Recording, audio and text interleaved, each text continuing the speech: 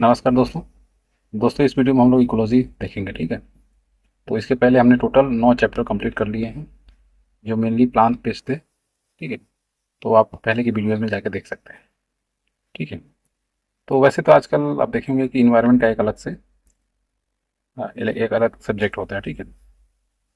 तो इसमें जो है इकोलॉजी को अच्छे से आप इन्वायरमेंट वाले चैप्टर में देख सकते हैं, लेकिन फिर भी इसमें दिया हुआ है तो हम लोग एक रिवीजन की तरह से इसको देख सकते हैं। तो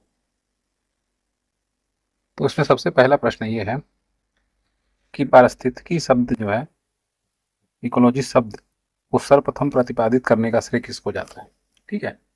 तो सबसे पहले जो है इकोलॉजी का कॉन्सेप्ट शब्द जो है वो किसने दिया, तो वो दिया रीटर को जाता है, रीटर ने दिया था, ठीक है। दूसरा क्वेश्चन देख लेते हैं। पारिस पारिस्थितिकी निम्नलिखित के बीच पारस्परिक संबंधों का अध्ययन है, ठीक है। किसके किसके बीच है, तो जीव और वातावरण पहला ऑप्शन है। दूसरा है मनुष्य और वन, मृदा और जल, पति और पत्नी, ठीक है। तो इसमें आप देखेंगे जीव और वातावरण, ठीक है। जो एटमॉस्फेयर होता है उसके साथ हमारा जो रिलेशन है, उसी को हम लोग, संबंधों का जो अध्ययन है उसी को हम लोग इकोलॉजी बोलते हैं, ठीक है। ऑटो इकोलॉजी एक शब्द है, ठीक है, स्व पारिस्थितिकी। तो इसका अभिप्राय क्या है, ठीक है। तो इसका सेकेंड ऑप्शन सही हो जाएगा, व्यक्तिगत जीवधारी का पारिस्थितिक अध्ययन, ठीक है। इकोसिस्टम पारिस्थितिक तंत्र। अब हमने इकोलॉजी की बात की थी, अब उसके तंत्र की शब्दावली जो है उसने किसने प्रस्तुत की थी, ये जो है इस तरह से चीजें पूछता है। तो इकोलॉजी आपने देख लिया कि ऑलरेडी रिटर, ठीक है, रिटर। और अब आ गया इकोसिस्टम, ठीक है। तो इकोसिस्टम को किसने किया था, तो टेंसन ने किया था, ठीक है, टेंस, ठीक है। पांचवा प्रश्न देखते हैं, निम्नलिखित में से कौन सा एक पारितंत्र शब्द का सर्वोत्कृष्ट वर्णन है, ठीक है। तो आपको एक तरह से जो पारितंत्र है उसका एक तरह से डेफिनेशन की बात कर रहा है। तो आप इसमें देखेंगे सी ऑप्शन सही होगा, जीवों का समुदाय और साथ ही वह पर्यावरण जिसमें रहते हैं, ठीक है। तो वही जिस पर्यावरण में रहते हैं उसके साथ उनका जो रिलेशन है उसी की बात कर रहा है, वही एक तंत्र बन गया ना। पारिस्थितिकी तंत्र के दो घटक कौन से हैं, अब दो तरह के घटक होते हैं, तो उस ये बी ऑप्शन सही होगा, जैविक और अजैविक, बायोटिक और अबायोटिक, ठीक है। कुछ जीव होते हैं, कुछ निर्जीव होते हैं, इनसे ही हम अपन जो है जीवन यापन करते हैं, ऊर्जा वगैरह का आदान प्रदान वगैरह होता है, ठीक है।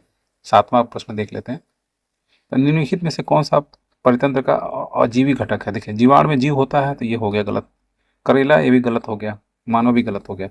जल जो है निर्जीव होता है, ठीक है। तो यही अजीवी घटक अबायोटिक की बात कर रहा है, जो मैं पहले बताया कि बायोटिक होता है जिसमें जीव होता है, और अबायोटिक मतलब जो निर्जीव होता है, ठीक है। तो इसमें आपका जल सही हो जाएगा, ठीक है। किसी पारिस्थितिकी तंत्र में ऊर्जा का प्रवाह के बारे में कौन सी श्रृंखला सही है, ठीक है। अब श्रृंखला आपको बताना है। तो जैसे कि आपको पता है कि ऐसे जो पिरामिड बनता है वो इस तरह से बनता है, ठीक है। तो नीचे सबसे पहले जो है प्रोड्यूसर ही होते हैं, जैसे घास वगैरह, जो प्रोड्यूसर है जो एनर्जी को प्रोड्यूस करेंगे, ठीक है। तो सबसे पहला जो हमारा ऑप्शन रहेगा, तो देखिए ये दोनों तो ऐसे ही घट गया, कट हो गया, या तो इधर ये सही होगा या तो ये सही होगा। उत्पादक पहले सबसे पहले आएगा, ठीक है। उसके बाद उपभोक्ता आता है, इसको जो है खाने वाला जो, ठीक है, ठीक है, इसको खाने वाला आएगा ना, उपभोक्ता, तभी तो कहेंगे। और अपघटक, फिर फाइनली अपघटक, उसको जो है बाद में जो बचा कुचा रहता है उसको अपघटित कर देता है। तो इसमें आपको देखेंगे तो सी ऑप्शन सही है, ठीक है। अपघटक बीच में नहीं आएगा, ठीक है, इसमें सी ऑप्शन सही मानेंगे हम, ठीक है। नौवां देख लेते हैं, फूड चेन। अभी इसी की मैं बात कर रहा था कि ये जो है ना, ये ऊर्जा का प्रवाह ऊपर नीचे से ऊपर की तरफ हो रहा है। अब फूड चेन जैसे क्या होता है कि जैसे मान लीजिए कोई घास है तो इसको कौन खाएगी, बकरी खाएगी, ठीक है। और ये बकरी है तो इसको कौन खाएगा, शेर खाएगा, ठीक है। फिर शेर जब मरेगा तो उसको जो बैक्टीरिया वगैरह है वो सब उसको अपघटित कर देंगे। तो एक तरह से चेन बन रहा है ना ये, तो उसी चेन की बात कर रहा है, ठीक है, फूड श्रृंखला की बात कर रहा है। तो 9 नंबर क्वेश्चन आप देखेंगे, तो ये वही चीज़ है, उत्पादक रहेगा, फिर उपभोक्ता रहेंगे और अपघटक रहेंगे, ये तीनों रखना पड़ेगा, ठीक है। अब देखिए बी ऑप्शन में क्या दिखा रहा है, उत्पादक, मांसाहारी, अपघटक, इसका कोई मतलब नहीं है। उत्पादक मान लीजिए अगर वेज हुआ तो मांसाहारी तो ये गलत हो जाएगा ना, उत्पादक एवं प्राथमिक उपभोक्ता ऐसा नहीं है। प्राइमरी कंज्यूमर भी होते हैं। प्राइमरी सेकेंडरी की कॉन्सेप्ट ये है कि जैसे मान लीजिए ये ऐसे बना, यहाँ पे आपके प्रोड्यूसर हैं, तो जो पहले लेवल पे जो कंज्यूमर है उसको प्राइमरी बोलते हैं। उसके ऊपर जैसे मान लीजिए बकरी है, आदमी तीसरे पे भी जाता है, बकरी को भी तो आदमी खाता है, तो प्राइमरी कंज्यूमर बकरी हो गई घास को खाने वाली, या दूसरी सेकेंडरी कंज्यूमर जो है वो हो गया आदमी। ठीक है, या शेर हो गया जो बकरी को खाएगा, वो सेकेंडरी कंज्यूमर हो गया। इसमें आप देखेंगे पहला सही है ऑप्शन। ठीक है, 10वां देख लेते हैं, किसी श्रृंखला में प्राथमिक उपभोक्ता होते हैं। ठीक है, तो अगेन इसकी बात कर लेते हैं। प्राथमिक उपभोक्ता तो ये हमारे प्रोड्यूसर हो गए। ठीक है, और उपभोक्ता हो गए तो वो जो है हमेशा शाकाहारी होंगे। ठीक है, क्योंकि क्योंकि मांस जो है ना वो पैदा नहीं होगा ना, मांस जो है प्रोडक्शन जो है मांस का डायरेक्ट नहीं होगा, घास होगा, कुछ पेड़ पौधे होंगे, वो होगा, उसके बाद फिर जो खाएगा प्राइमरी कंज्यूमर, उसको जो खाएगा वो सेकेंडरी कंज्यूमर होगा, तो वो मांसाहारी होगा। ठीक है, तो ये मांसाहारी उसमें आएगा। अपघटक तो सबसे टॉप में आते हैं, उत्पादक सबसे नीचे रहते हैं। ठीक है, 11 नंबर देख लेते हैं। 11 में कह रहा है कि किसी पारितंत्र में उत्पादकों का कार्य क्या होता है।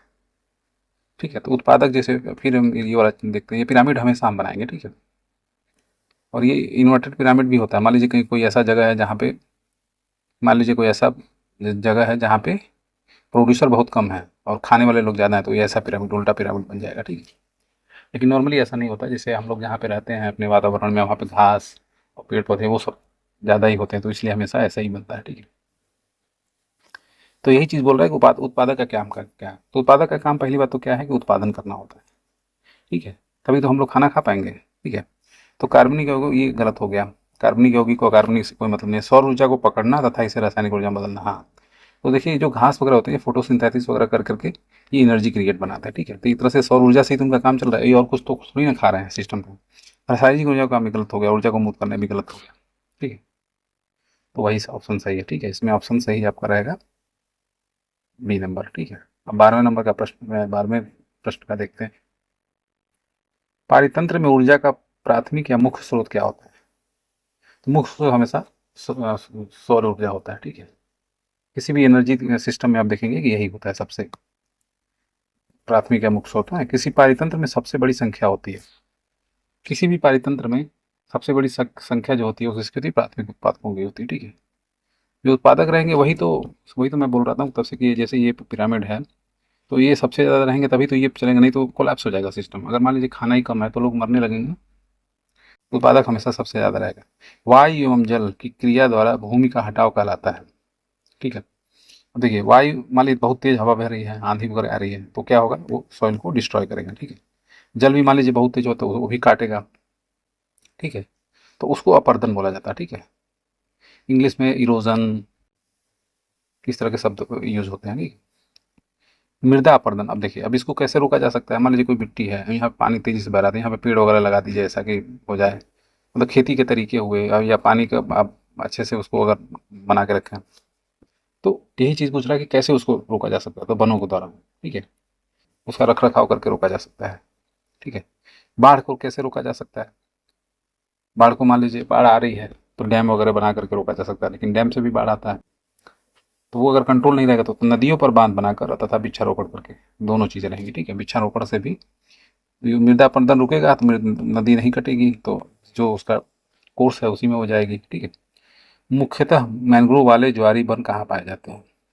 ठीक है, तो मैंग्रोव हमेशा आप ध्यान रखिएगा, ये गंगाई जो डेल्टा है सुंदरबन का उसमें पाया जाता है। ठीक है, तो सी ऑप्शन सही है। ठीक है, अब 18 नंबर देख लेते हैं। मैंग्रोव वनस्पति जो है उसका मुख्य घटक क्या है। अब इसमें उसका मुख्य घटक पूछ रहा है, तो इसमें राइजोफोरा है। ठीक है, इसका मुख्य घटक समुद्र के किनारे वनस्पति कहलाती है। तो जो समुद्र किनारे होती है वो आप देखेंगे उसमें सॉल्ट रहता है। ठीक है, सॉल्ट रहता है ना उसमें, तो लौड़ोद्भिद वनस्पति जिसमें सॉल्ट कंटेनिंग रहेगा। ठीक है, क्योंकि समुद्र में सॉल्ट रहता है, समुद्र के पानी में वो मीठा पानी नहीं होता है ना। न्यूनीकृत पत्तियां तथा धसे हुए रंध्र किसके प्रमुख लक्षण हैं। ठीक है, न्यूनीकृत पत्तियां मतलब क्या है कि जैसे मान लीजिए धार वगैरह में आप चले जाइए जहाँ पानी बहुत कम है, तो पत्तियां वहाँ पे छोटी हो जाती हैं, क्योंकि पत्तियों से मान लीजिए ऐसे पत्ती है बड़ी बड़ी, तो इससे वेपोराइजेशन होगा तो पानी का लॉस होगा, पत्तियां छोटी हो जाती हैं, और जड़ें जो है ना बहुत अंदर तक चली जाती हैं पानी को के लिए, अंदर अंदर तक चली जाती हैं। वही बोल रहा है। तो आप देखेंगे शुष्को दभित, ये जो शुष्को दभित होते हैं इसमें इस तरह के धंसे हुए रंध्र चले जाते हैं, अंदर चले जाते हैं कि ताकि वाटर लॉस जो है वो कम हो। ठीक है, 19वां प्रश्न देख लेते हैं। 21 नंबर देख लेते हैं। मरुद्भिदों में लंबा मूल तंत्र होता है क्योंकि, तो मरु मतलब वही शुष्को उद्भिद जो होता है उसमें मरु बोलते हैं। लंबा इसलिए होता है, अभी मैं बताया कि जड़ें जो हैं इसलिए लंबी होती हैं कि उसका मूल यानी रूट जो है वो लंबा इसलिए होता है क्योंकि वो पानी को ले सके। ठीक है, ये पौधों को यांत्रिक शक्ति प्रदान करते हैं। यांत्रिक शक्ति तो प्रदान करते हैं लेकिन ये एक्चुअल वजह नहीं होता मरुद्भिद में, ये गलत होगा। गहरे जलस्तरों को जलशोषित करने के लिए ये बी वाला सही है। ठीक है, विदाओं को उच्च तापमान ऐसा कुछ नहीं है, रात के समय ऐसा कुछ नहीं है। ठीक है, यदि संसार के सभी पौधे मर जाए तो किसकी कमी के कारण सभी जंतु मर जाएंगे। ठीक है, देखिए यही लोग ऑक्सीजन बनाते हैं। ठीक है, CO2 को लेकर के जो ये पेड़ पौधे हैं यही तो फोटोसिंथेसिस करके इसका जो है O2 और H2O में कन्वर्ट करते हैं। ठीक है, तो ऑक्सीजन की कमी हो जाएगी। ठीक है, तो इसीलिए आप देखेंगे जब ये अर्थ का जब अर्थ जब बना था ना तो उसमें यहाँ पे ऑक्सीजन नहीं थी। ठीक है, फिर ग्रीन एल्गी वगैरह ला करके धीरे धीरे करके एनवायरनमेंट को ऑक्सीजन दिया कन्वर्ट कर करके। ठीक है, एपीफाइट्स अधिपादप। ठीक है, वैसे स्थानों पर पाए जाते हैं। अब कहाँ पे अधिपादप मतलब जहाँ पे एपीफाइट्स का मतलब ये हो कि जहाँ पे अधिपादप अधिक संख्या में जो है, तो जहाँ पे वर्षा वन होगी वर्षा वगैरह होगी वहाँ पे जैसे आप देखेंगे अगर ये ऐसे अर्थ है तो इक्वेटर है ना, ये इक्वेटर, तो इसके आसपास एरिया में आप देखेंगे जैसे अमेजन यहाँ पे हो गया। ठीक है, अमेजन हो गया, और सहारा में भी आप देखेंगे कि कुछ बीच में एरिया जो है जो इक्वेटर के आसपास पड़ता है, तो यहाँ पे आप देखेंगे इसको वर्षा वन बोलते हैं और यहाँ पे काफ़ी संख्या में पादप मिलते हैं। ठीक है, तो वहाँ वर्षा पूरे वर्ष होती है। ठीक है, इसलिए यहाँ पे वहाँ पाया जाता है। तो इस नंबर का सी आंसर हो गया। 24 देख लेते हैं।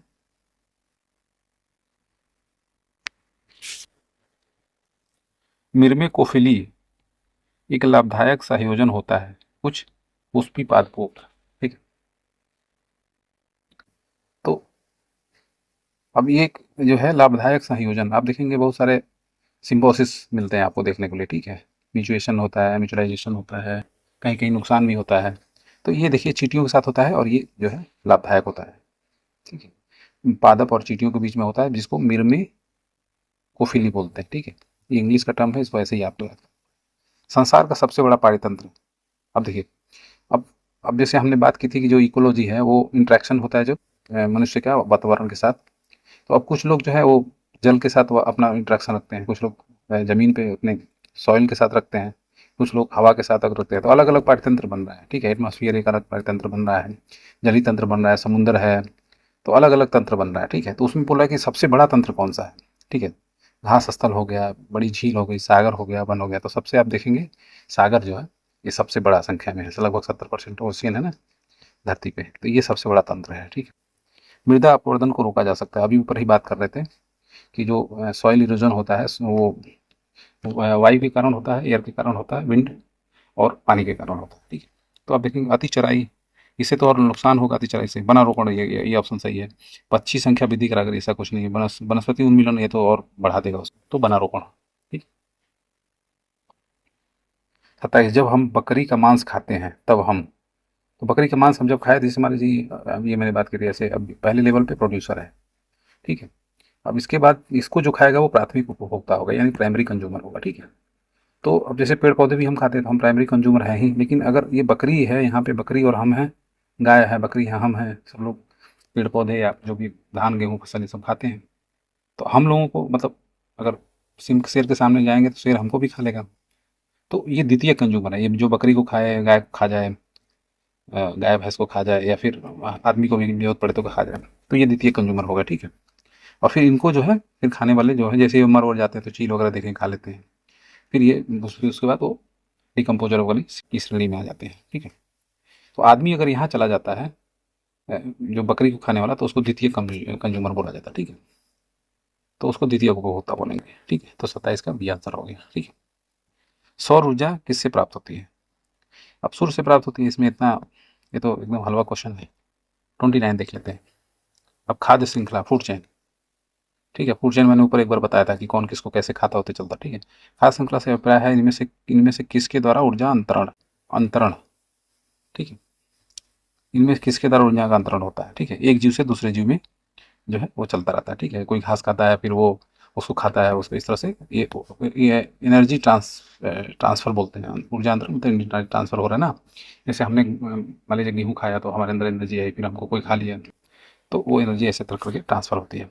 और ये देखिएगा हमेशा एनर्जी का जो ट्रांसफ़र होता है वो यूनिडायरेक्शनल फ्लो होता है, ठीक है।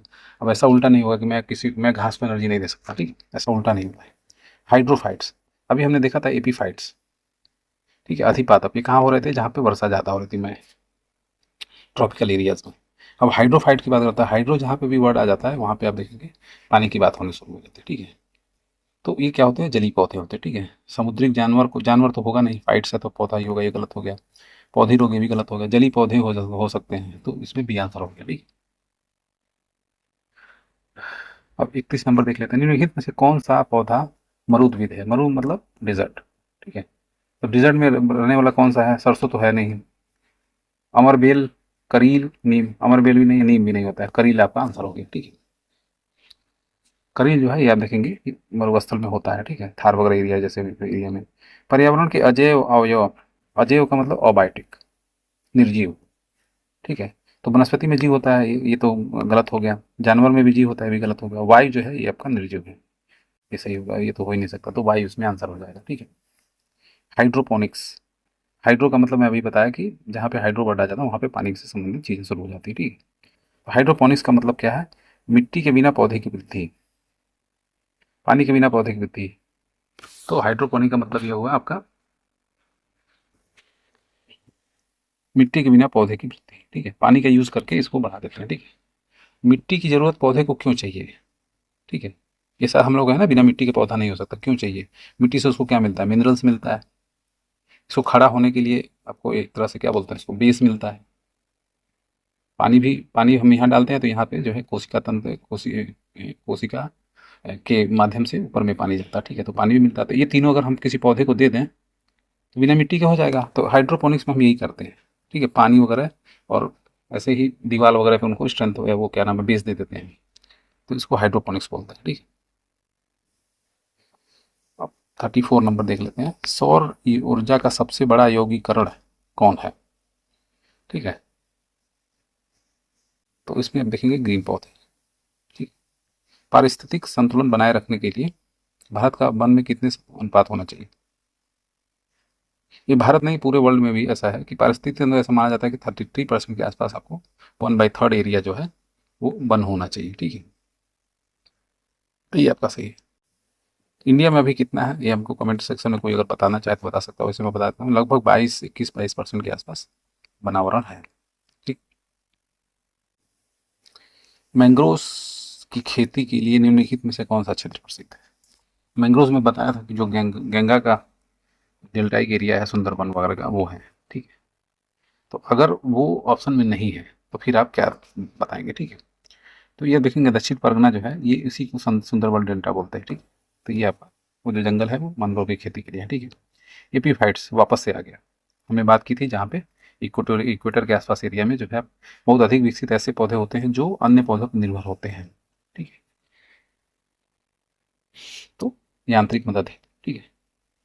तो आप देखेंगे जहाँ पे वर्षा वगैरह होती है ना, पेड़ों वोड़ों पे ऐसे ऐसे करके चढ़ जाते हैं, तो उनको यहाँ मैकेनिकल सपोर्ट चाहिए, ठीक है। मैकेनिकल सपोर्ट के लिए होता है, बाकी इनको बाकी चीज़ें तो वर्षा से ही मिल जाती है। पादपालय, फाइटोट्रोन की एक सुविधा है जिसमें, अब ये क्या चीज़ होती है, अब इसमें क्या होता है कि नियंत्रित दशाओं में पादपों का उगना संभव हो पाता है, ठीक है। यानी कंट्रोल वे में इसमें पादप को उगाया जाता है, ठीक है। अब 39 नंबर पे चलते हैं।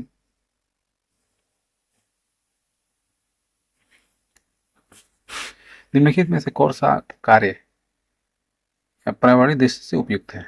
अब देखिए कृषि जो हम लोग करते हैं वो आर्टिफिशियल वर्क है, ठीक है, नेचुरली तो होता नहीं है, तो उसमें तमाम एक्टिविटी होती है। जैसे खाद जो दे रहे हैं वो तो ठीक नहीं है, खाद देना वो तो हम अपने फायदे के लिए दे रहे हैं। तो उसमें जो है एक ऐसी चीज़ होती है जो उपयुक्त होती है, तो आप देखेंगे कार्बनिक कृषि जो है, ऑर्गेनिक जो एग्रीकल्चर है वो अच्छी मानी जाती है। स्थानांतरित तो अच्छी नहीं मानी जाती है। स्थानांतरित में तो आप देखते हैं कि लोग जाकर के जंगल वगैरह काटते हैं और फिर वहाँ पे खेती करते हैं, तो वो नुकसानदेह है। उच्च पैदावार वाली किस्मों का उत्पादन, इसमें खाद वगैरह ज़्यादा लगता है, ये भी नुकसानदेह है। कांच के घरों में उगने वाली, ये तो कोई मतलब नहीं है, ठीक है। 40 मिनट चलते हैं। अधिक मरुस्थलीय पादप रात्रि के समय ही पुष्पित होते हैं क्योंकि, ठीक है। तो आप देखेंगे कि मरुस्थल में क्या होता है, दिन में तो टेम्परेचर बहुत ज़्यादा रहता है, तो जो कीड़े मकोड़े वगैरह रहते हैं वो छिप जाते हैं, रात में वो निकलते हैं जब ठंडा हो जाता है। तो तो इसीलिए पादप जो है रात में ही पोषित होते हैं कि मरुस्थलीय कीट रात के समय ही अधिक सक्रिय रहते हैं। ठीक है, पॉलिनेशन वगैरह करते हैं ना ये लोग, रेगिस्तान में पैदा होने वाले पौधे कहलाते हैं। ठीक है, तो हाइड्रो, हाइड्रो का मतलब तो पानी, तो ये तो होगा नहीं। मेसो, जीरो, एपीफाइट, एपीफाइट भी जहाँ पे पानी ज़्यादा हो रही थी वहाँ हो रहा था, तो ये भी नहीं होगा। अब या तो जीरो फाइट होगा या मेसो फाइट होगा, तो इसमें जीरो फाइट सही है। ठीक है, ऐसे होता है जीरो फाइट, तो मतलब जहाँ पे पानी कम होता है उसको ऐसे बोलता है। ठीक है, पारिस्थितिकी नीच, निके, संकल्पना। ठीक है, तो अभी दो चीज़ आ गई थी, इकोलॉजी आया था उसको रिटर्न ने किया था, और इकोसिस्टम को टेंशन ने किया था। ठीक है, दो आ गया। अब तीसरा चीज़ आ गया कि इकोलॉजिकल नीच, नीस। ठीक है, जो होता है, ये इस टर्म को किसने दिया था? ठीक है, तो ये दिया था आपको ग्रीनल्स ने। ठीक है, तो तीन चीज़ हमको मिल गया। ठीक है, ये आपको याद रखना है। तो इसमें ये ऑप्शन हो गया। अब निम्नलिखित में से कौन सा सबसे अधिक स्थिर? अब देखिए, मान लीजिए तो पॉन्ड है, तो उसमें वो स्थिर नहीं इसलिए होगा कि छोटा है, उसमें कभी भी कुछ भी हो सकता है, लोग घुस के नहाने लगे तो वो स्थिर नहीं रहेगा, उसमें पूरा हलचल मच जाएगा। तो स्थिर पारतंत्र का मतलब है कि जो जितना बड़ा होगा ना वो उतना स्थिर होगा, उसमें चीज़ें, तो वो महासागर जो है हमेशा स्थिर, ये सबसे बड़ा भी है और सबसे स्थिर भी है। ठीक है, उसमें टेम्परेचर वगैरह तुरंत बदलेंगे नहीं। तालाब हो तो तालाब वगैरह देखिए, दिन में ठंडा, रात दिन में गर्म हो जाएगा, रात में ठंडा हो जाएगा, इतना जो होता है। साफ महासागर पे कोई खास फर्क नहीं पड़ता। ठीक है, मनुष्य किसके द्वारा जीव मंडल में पारिस्थितिक संतुलन को बनाए बनाए रख सकता है? तो मनुष्य किसके द्वारा पारिस्थितिक संतुलन बना के रखता है? तो संबंधित पौधों की नई किस्मों और पालतू पशुओं की नई किस्में विकसित करके। ठीक है, इस तरीके से उसको बैलेंस करने की कोशिश करता है। अब सामाजिक वानिकी क्या है? सोशल फॉरेस्ट्री इसको बोलते हैं। ये क्या है? तो इसमें आप देखेंगे कि एक कोऑपरेटिव सोसाइटी होती है, सरकारी स्वामित्व वाली भूमि की पर उपयोगी पौधों को उगाना और उनकी व्यवस्था करना। ठीक है, समाज सोशल में तो कोऑपरेटिव के तरीके माध्यम से ही तो हो पाएगा, निजी आदमी करेगा तो वो थोड़ी ना सामाजिक वानिकी में आएगा। ठीक है, पृथ्वी शिखर सम्मेलन हुआ था। ठीक है, शिखर सम्मेलन कहाँ हुआ था सबसे पहले? तो सबसे पहले ये रियो डी जेनेरियो में हुआ था। ठीक है, 1992 में हुआ था, 1982 में। ठीक है, इसको ऐसे कर लेते हैं। राष्ट्रीय वानस्पतिक उद्यान कहाँ है? ठीक है, नेशनल बॉटनी गार्डन। ठीक है, तो ये आपका है लखनऊ में। ठीक है, भारत में वन अनुसंधान संस्थान। ठीक है, भारत में वन अनुसंधान संस्थान है आपका देहरादून में। ठीक है, ये सभी डायरेक्ट पूछते जाते हैं। पृथ्वी का विशालतम पारिस्थितिक तंत्र है, अभी हमने बात की थी, महासागर है। महासागर का मतलब क्या हुआ? जलमंडल हुआ। ठीक है, तो 49 का जलमंडल हो गया। निम्नलिखित में से कौन सा कृत्रिम है? कृत्रिम, तो एग्रीकल्चर हमेशा कृत्रिम में ही आता है। तो उसमें आप देखेंगे धान का खेती कृत्रिम है, घास का मैदान तो अपने आप ही उगता है, तो ये नहीं होगा, वन नहीं होगा, झील नहीं होगा। रेड डाटा बुक क्या होता है? तो रेड डाटा बुक होता है जिसमें जो पक्षी, पौधे और पशु पक्षी जो है, ये जो डेंजर स्थिति में चले जाते हैं, वो उसमें जो है इनको रखा जाता है, इसीलिए रेड डाटा बुक। ये जो है संकटापन्न पादप और जीव जंतु, इनको रखा जाता है। रेड डाटा बुक में उन जातियों के बारे में जानकारी देती है जो संकटापन्न है। ठीक है,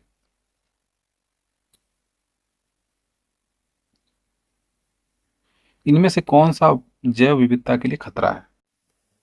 ठीक है,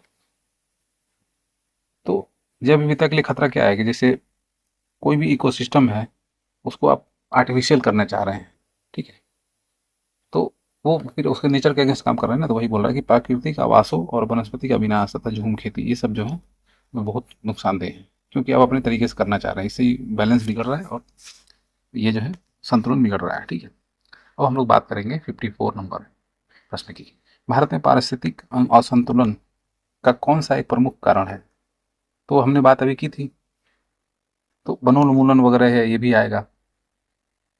ठीक है, मरुस्थलीकरण, अब हम जो कर रहे हैं उसकी वजह से ये हो रहा है, तो ये डायरेक्ट नहीं आएगा, ये हमारे करने के बाद ये रिजल्ट में आएगा।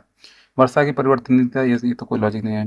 बाढ़ और अकाल, ये हम जो कर रहे हैं उसकी वजह से ये हो रहा है, तो हम क्या कर रहे हैं? वनोन्मूलन कर रहे हैं, इसलिए हो रहा है। ठीक है, ताल, पारिस्थितिक तंत्र, यानी वही हम अभी पॉन्ड की बात कर रहे हैं, स्थिरता निर्भर करती है। अब इसकी स्थिरता किस पर निर्भर करती है? उत्पादक और उपभोक्ताओं पे। अगर उसमें ठीक ठाक संख्या में उत्पादक हैं, मान लीजिए आपने खाने होने का व्यवस्था कर दिया, तो उपभोक्ता जो उसमें मछलियाँ वगैरह जो उपभोक्ता हैं वो अच्छे से रहेंगे, तो ये मतलब अच्छा स्टेबल सिस्टम माना जाएगा। प्रकृति के संतुलन को तय करने वाला मुख्य कारक क्या है? ठीक है, तो मानव गतिविधि है। पहले ऐसा नहीं लगता था, पहले ऐसा लगता है कि नेचर नेचर जो है सारी चीज़ें अपने आप कर रही है, लेकिन इंडस्ट्रियलाइजेशन और इतनी सारी चीज़ें, हमने इतनी एक्टिविटी कर दी मास लेवल पे कि वो देखिए अभी मानव गतिविधियाँ ही सबसे नंबर वन हो गई है। ठीक है, निम्नलिखित में किसे वैश्विक विरासत का वन माना जाता है? ठीक है, तो आप देखेंगे कि कुछ जो आज हमारे जो कुछ इकोसिस्टम या कुछ ऐसे तंत्र होते हैं जिनको वैश्विक विरासत माना जाता है। ठीक है, तो उसमें से आप देखेंगे नंदन कानन नहीं है, तो पश्चिम बंगाल में जो सुंदरबन है उसको माना जाता है। ठीक है, वह वर्णक जो वनस्पति को पराबैंगनी किरणों के दुष्प्रभाव से बचाता है कौन सा है? ठीक है, तो जो अल्ट्रा वायलेट रेज होती हैं वो आती हैं अगर धरती पे, तो हमको भी दिक्कत होती है। तो एक वर्णक होता है जो पौधों को बनाता है, तो हम लोग तो तमाम चीज़ें कर लेते हैं, घर वगैरह में रहते हैं, तो इसको बोलते हैं फाइकोसाइनिन। ठीक है, ये जो है उनको बचाता है। सर्वाधिक जैव विविधता कहाँ पाई जाती है? ठीक है, तो इसमें आप देखें, जैसे हमने बात की थी कि जैसे ये अगर पृथ्वी है तो ये इक्वेटर है, तो इसके आसपास ही सर्वाधिक पाई जाती है, क्योंकि यही सबसे अधिक बारिश होती है। ठीक है, तो उसी को बोल रहा है अ, उत्तरी ध्रुव पे तो नहीं होगा, शीतोष्ण में भी नहीं होगा, शंकुधारी वन में नहीं होगा, उष्णकटिबंधीय वर्षा वन में यहीं पर वर्षा होता है। यही उष्णकटिबंधीय, उष्णकटिबंध का मतलब, उष्णकटिबंध का मतलब वही ट्रॉपिकल, यानी ये आपका इक्वेटर के आसपास वाला एरिया। काजीरंगा किसके लिए जाना जाता है? तो गैंडा के लिए जाना जाता है। पारिस्थितिकी तंत्र में तत्वों के चक्रण को, अब देखिए तत्वों का चक्रण क्या होता है कि जैसे मान लीजिए यहाँ पे कोई जमीन है, जैसे पानी ही है, पानी यहाँ पे है, तो यहाँ पे सनरेज आई तो ये वेपराइज हुआ, फिर बादल बना, फिर यहाँ पे बारिश हुआ, तो ये चक्र बन रहा है ना, ऐसे ऐसे करके जा रहा है। तो ऐसे ही मिनरल्स वगैरह का भी तत्व बनता है, जैसे हम लोग कुछ खाते हैं तो फिर वो मास में कन्वर्ट होता है, फिर हम लोग को एनर्जी में कन्वर्ट करते हैं, तो इस तरह से एक साइकिल बनता है। तो उसको जो है तत्व का साइकिल बनता है। कार्बन चक्र होता है, नाइट्रोजन का चक्र होता है। नाइट्रोजन में देखिए एटमॉस्फेयर में नाइट्रोजन है, इसको जो है एक राइजोबियम करके एक बैक्टीरिया होता है, वो क्या करता है, इसको नाइट्रेट में भरता है। नाइट्रेट फिर पौधे लेते हैं, फिर पौधों से जो है अमोनिफिकेशन होकर के वापस जो है नाइट्रोजन में कन्वर्ट हो जाता है। तो इस तरह से इसका चक्र चलता रहता है। ठीक है, तो वही बोल रहा है कि इसको क्या कहते हैं। तो इसको आप देखेंगे रासायनिक चक्र तो हो ही रहा है, लेकिन इसमें बायोलॉजिकल भी होता है, क्योंकि एनर्जी का भी होता है ना, तो इसको जैव भू रासायनिक चक्र बोलते हैं।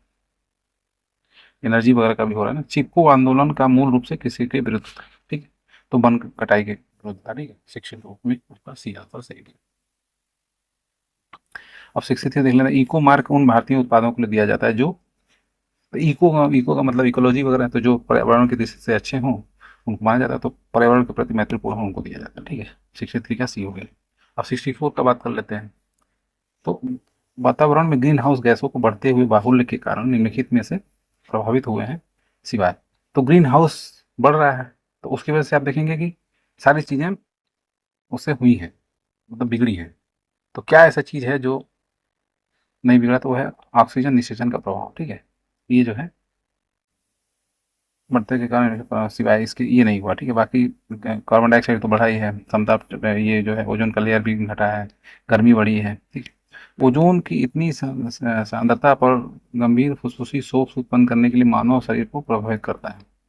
मतलब ये पूछ रहा है कि कितना अगर उसका आ जाए कंसंट्रेशन, तो वो अब तो दिक्कत करता है, तो वो 9 ppm है। ठीक है, विश्व का सबसे अधिक तेजी से बढ़ने वाला जल पादप है, तो जो हाइड्रोफाइट्स है, कोई ऐसा हाइड्रोफाइट्स जो बहुत तेजी से बढ़ता है, तो उसको क्या बोलते हैं? तो वो है जल हायसिंथ। ठीक है, निम्नलिखित में से किस कार्य के से पारिस्थितिक संतुलन बिगड़ता है? ठीक है, लकड़ी काटने से बिगड़ेगा ही, वन महोत्सव से नहीं बिगड़ेगा, क्योंकि वन महोत्सव का मतलब पेड़ लगाना। ठीक है, वनारोपण से भी नहीं बिगड़ेगा, सामाजिक बांधने से नहीं बिगड़ेगा, इसमें आपका लकड़ी काटना होगा। ठीक है, सही से उनका वन हो गया। ठीक है, यदि विश्व के सभी जो पादप हैं वो मर जाते हैं, तो सभी पशुओं की कमी के कारण मर जाएंगे, तो क्या है वो? ऑक्सीजन की कमी के कारण। ठीक है, ये आंसर सही हो जाएगा। ठीक है, अब आप चलते हैं 69 नंबर पर। ठीक है, तो इसमें आप देखेंगे कि जब पादप विविधता को प्राकृतिक आवास में संचालित किया जाता है, तो इस संचरण को कहते हैं। ठीक है, तो जो डाइवर्सिटी है आप देखेंगे प्लांट्स वगैरह की, वो अगर संरक्षित किया जाता है तो उसको क्या बोलते हैं? उसको पात्रे बोलते हैं। ठीक है, अत्यधिक वनोन्मूलन सबसे अधिक खतरनाक प्रभाव है। तो वनोन्मूलन का मतलब हुआ कि जो फॉरेस्ट को काटना। ठीक है, तो अगर बहुत ज़्यादा वो अगर आप कर रहे हैं तो उससे क्या होगा? तो उससे होगा सॉइल इरोजन होगा, ठीक है, क्योंकि ये पेड़ वगैरह तो यही तो इसको बचा के रखे हुए हैं। नहीं तो ये हट जाते हैं तो फिर विंड वगैरह के प्रभाव में आकर के ये खराब हो जाता है, ठीक है। चारण आहार श्रृंखला के आधार तल में जीव होते हैं, ठीक है। अब एक आहार श्रृंखला होती है जिसको चरण बोलते हैं, तो उसमें आधार, इसमें जीव कहाँ होंगे, उत्पादक जो है सबसे नीचे होंगे, ठीक है। पर्यावरणीय आयोजन के मूल सिद्धांत संगठित संबंध, ठीक है, पर्यावरणीय आयोजन के साथ मूलतः संबंधित संगठन है। अब कौन सा ऐसा संगठन है जो आप देखेंगे तो NEERI, national of environment of ऐसे करके कुछ इसका है फुल फॉर्म। तो ये इन्वायरमेंट से संबंधित है, ठीक है, पर्यावरणीय परियोजना से, ठीक है। मैंग्रोव वनों का वैश्विक तापन पर क्या प्रभाव पड़ता है। मैंग्रोव जो होते हैं वो आप वैश्विक तापन होंगे तो आप देखेंगे कि सी का लेवल बढ़ रहा है, ठीक है।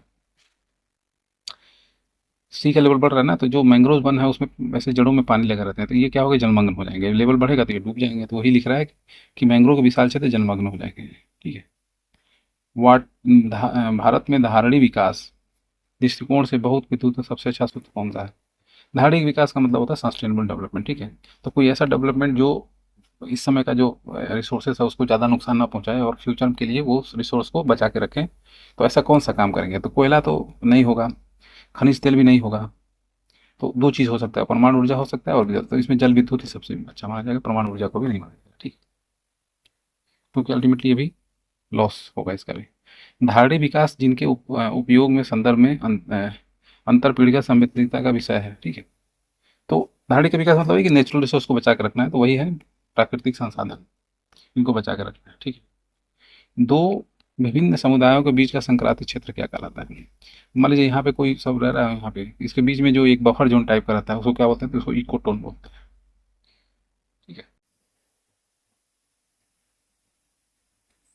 अब हम चलते हैं 77 नंबर पर। एक मनुष्य के जीवन में पूर्ण रूप से धारणी विकास के लिए न्यूनतम आवश्यक भूमि को क्या कहते हैं, ठीक है, तो इसको बोलते हैं इकोलॉजिकल फुटप्रिंट बोलते हैं। मतलब ये हुआ कि कितनी जमीन आपको जीवन गुजर करने के लिए मिनिमम चाहिए होगा, ठीक है। बहुत सारे लोग बहुत ज़्यादा रखते हैं और फिर एक्टिविटी बहुत करते रहते हैं, उससे थ्रेट आता है, ठीक है। तो वो उसको पदछाव बोलते हैं, जिससे आपका एनर्जी वगैरह का जो भी रिक्वायरमेंट है वो पूरा हो जाए, ठीक है। 78 नंबर देख लेते हैं, कौन सा एक प्रभाव विरंजन विरंजन सबसे अधिक प्रभावी कारक है। प्रभाव व्यंजन वो जो कोरल रीफ होते हैं ना वो डिस्ट्रॉय हो रहा है, मतलब वो मतलब खत्म हो रहा है, ठीक है। तो उनको जो है सबसे ज़्यादा कौन नुकसान देता है, तो वो जो सागरी तापमान है, जल में तापमान में जो वृद्धि हो रही है ग्लोबल वार्मिंग की वजह से, उससे जो है ये टूट रहे हैं, ठीक है। अब 79 देख लेते हैं, इसमें से कौन से जो है ओजोन को नुकसान पहुंचाते हैं, ठीक है। तो क्लोरोफ्लोरोकार्बन से भी ठीक है, हाइड्रोजन्स भी कराते हैं, कार्बन टेट्राक्लोराइड, तो ये तीनों इसमें सही है, ठीक है। भारत के निम्नलिखित में से कौन सा क्षेत्र जो वित्तीय दृष्टि से उत्तेजनशील माने जाते हैं, ठीक है। तो अब जैसे अगर इंडिया का ना, तो आप देखेंगे वेस्टर्न घाट जो है, ये एक तो हो गया वेस्टर्न घाट, कहाँ गया आपका पश्चिमी घाट, तो ये तो आपका सही है। अब पश्चिमी हिमालय हो गया, पूर्वी घाट भी माना जाता है, ठीक है। सॉरी, पूर्वी घाट नहीं माना जाता, पूर्वी हिमालय माना जाता है, तो 1 और 3, तो बी ऑप्शन सही है, ठीक है। तो अगर ऐसे अगर इंडिया का मैप बनाता हूँ मैं, इधर वेस्टर्न घाट है तो एक हो गया, और इधर नॉर्थ ईस्ट के जो है इनको पूर्वी हिमालय बोला जाता है, यहाँ पे भी आपको डाइवर्सिटी बहुत ज़्यादा है, ठीक है। यहाँ पे नहीं है और इन दोनों को नहीं माना जाता, यहाँ पे पूर्वी घाट है ना, इसको नहीं माना जाता, ठीक है। अब हम लोग देखते हैं प्रश्न नंबर 81। तो इसमें आप देखेंगे पहला प्रश्न है कि पारिस्थितिक निकाय के रूप में आर्द्र भूमि से निम्नलिखित में से किस हेतु उपयोगी है, ठीक है। पारिस्थितिक निकाय जो आर्द्र भूमि है वो क्या मतलब बेनिफिट देती है पारिस्थितिक निकाय में, तो आप देखेंगे पोषक पुनर्प्राप्ति, ये तो ठीक है। पौधों को द्वारा अवशोषण के माध्यम से भारी धातुओं का, ये भी ठीक है। तलछट रोक कर नदियों का गादीकरण कम करने हेतु, हाँ ठीक है, ये भी ठीक है। तो सारे इसमें सही है। तो जो हमारा जो आर्द्र भूमि है उसको क्या बोलते हैं, आर्द्र भूमि को जैसे लेक वगैरह होता है जो, उसको बोलते हैं, ठीक है। तो ये सब सारे इसमें चीज़ें सम्मिलित होती हैं, ये सब सारे वो जो है फायदे वाले काम वो करती हैं, ठीक है। निम्नलिखित में से कौन सा सही सुमेलित नहीं है, ठीक है। तो इसमें आप देखेंगे कि पहला देख लेते हैं, तो हिमालय पर्यावरण विकास संस्थान संस्थान गोविंद गोविंद पल्लभ संस्थान कहाँ पे, अल्मोड़ा में, ये तो ठीक है। भारतीय वन्य प्राणी संस्थान, वन्य प्राणी संस्थान ये देहरादून में, ठीक है। वन प्रबंधन जो है ये आपका भोपाल में है, ठीक है, मैनेजमेंट वाला। ये कोलकाता में नहीं है, तो ये आपका गलत है, सर नहीं तो। और पारिस्थितिकी विज्ञानों का केंद्र कहाँ है? बेंगलुरु में भी, ठीक है, तो ये ठीक है।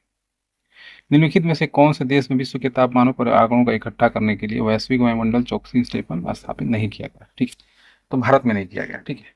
बाकी आप देखेंगे अल्जीरिया में है, ब्राजील में है और केनिया में, इन 3 जगह पे किया गया है। टेम्परेचर जो बढ़ रहा है, राइज हो रहा है ग्लोबल वार्मिंग की वजह से, तो इंडिया में उसका कोई मापन के लिए रखा नहीं है, ठीक है, स्टेशन कोई नहीं बनाया गया, ठीक है। निम्नलिखित में से कौन सा कथन सही है? अब ये सारे कथन पढ़ने हैं और आपको बताना है। तो जैव मंडलीय पारिस्थितिक तंत्र में ऊर्जा का प्रवाह एक तेजी होता है, ठीक है, तो ये जैसे मैं बताया था, ये इसको खाता है फिर इसको, तो हमेशा देखना यूनि डायरेक्शनल होता है। या अगर अगर ऐसे भी अगर ये बन रहा है, तो ये इसको खाएगा, ये इसको खाएगा, ये इसको खाएगा, ठीक है, तो ये हमेशा यूनि डायरेक्शनल ही होता है, ठीक है। तो यही पहला वाला ही सही है। जैव मंडलीय में ऊर्जा का प्रवाह चक्रीय होता है, ये गलत है। प्राकृतिक परिश्रम बढ़ते पोषक के साथ ऊर्जा का सापेक्ष, ये गलत है, ठीक है। तो ये निम्नलिखित में से कौन सी हरित गृह गैस नहीं है? हरित मतलब जो क्या बोलते हैं इसको, ग्लोबल वार्मिंग जो कहते हैं, green house gas, green house gas नहीं है इसमें, ठीक है। तो कार्बन डाइऑक्साइड तो है ही, ये तो क्यों नहीं है, मीथेन भी है। तो नाइट्रोजन नहीं है, नाइट्रोजन तो ऐसे भी हमारे एटमॉस्फेयर में आप देखेंगे 80% के 78% के अराउंड है, तो इसको तो नहीं काउंट करेंगे। नाइट्रस ऑक्साइड भी है। अब हम लोग देखेंगे 86 नंबर। इसमें से दिया है कि निम्नलिखित में से कौन सा पारिस्थितिक तंत्र के विषय में सही नहीं है, नहीं बताना है। तो यह अजैविक और जैविक दोनों से युक्त है, तो सही है। यह अपनी स्वयं की उपादेयता होती है, भी सही है। यह एक बंद तंत्र होता है, क्लोज सिस्टम तो नहीं होता है, ठीक है, ओपन सिस्टम होता है, नहीं तो ऊर्जा का आदान प्रदान नहीं होता, ठीक है। यह एक प्रसाधन, ये सही है। प्राकृतिक संसाधन होता है, सही है। खाद्य श्रृंखला यानी फूड चेन में मानव है। मानव क्या है? मानव तो उपभोक्ता है, मानव उपभोक्ता है ना, तो दोनों नॉनवेज वेज दोनों खाता है, इसलिए प्राथमिक और द्वितीयक दोनों है। मानव प्रोड्यूस नहीं करता कोई चीज, प्रोड्यूस क्या करते हैं? घास वगैरह जो है ये सब करते हैं। निम्नलिखित में से कौन सा आहार श्रृंखला का निर्माण करते हैं? ठीक है, तो अब श्रृंखला जो है देखेंगे कि कौन सा है जो जिसमें श्रृंखला का निर्माण हो रहा है। तो घास गेहूँ, अब घास थोड़ी ना गेहूँ को खाएगा, तो ये गलत हो गया। बकरी गाय हाथी, इसमें देख रहे हैं कि बकरी फिर क्या खाएगी, गाय क्या खाएगी, हाथी, तीनों क्या खाएंगे? कुछ है ही नहीं, श्रृंखला ही नहीं बन रहा है। घास, मछली और बकरी, बकरी तो घास खा जाएगी लेकिन मछली फिर क्या खाएगी? ये भी नहीं बन रहा है। ये बन जा रहा है, घास बकरी खाएगी और बकरी को मानव खा लेगा, ठीक है, ये श्रृंखला बन जा रहा है। पारिस्थितिक विज्ञान केंद्र, ठीक है, ये कहाँ पे है? तो ये आपका बेंगलुरु में, ठीक है। विश्व पर्यावरण दिवस ये कब मनाया जाता है? तो ये 5 जून को मनाया जाता है, ठीक है। प्रथम विश्व पर्यावरण दिवस किस वर्ष मनाया गया? ठीक है, ये 1973 को मनाया गया। घटती उत्पादनशीलता के क्रम में पारिस्थितिक तंत्र में से कौन सा क्रम सही है? घटती, ठीक है, तो उसमें आप देखेंगे कि जैसे मान लीजिए जो प्रोड्यूसर है तो वो तो हमेशा ज़्यादा ही रहेंगे, ठीक है। तो घटती के क्रम में अगर आप देखेंगे तो मैंग्रोव जो है वो नंबर 1 पे रहेंगे, तो ये हो गया, सागर नहीं रहता है। और फिर घास के मैदान, फिर झील, फिर सागर, हाँ ये सही रहता है, सागर में सबसे कम होता है, ठीक है। तो ये जो है क्रम सही है घटते के क्रम से, ठीक है। तो ये चैप्टर नंबर 10 हमने कंप्लीट किया। और आपको ये कैसा लगा वीडियो हमें जरूर बताइए, फीडबैक दीजिए, ठीक है। अब इसके नेक्स्ट चैप्टर में हम लोग प्रदूषण को कंप्लीट करेंगे, ठीक है। हालांकि ये जो सब इन्वायरमेंट का पार्ट है, इन्वायरमेंट भी जब हम करेंगे तो उसमें अच्छे से और थोड़ा विस्तृत रूप से थोड़ा हम और अच्छे से इकोलॉजी, इकोसिस्टम, प्रदूषण वगैरह देखेंगे। लेकिन अभी ये एमसीक्यू इसमें आप, इसमें ऐसे कुछ प्रश्न काफ़ी अच्छे थे वो, तो नेक्स्ट वीडियो में हम लोग प्रदूषण से शुरू करेंगे। Thank you.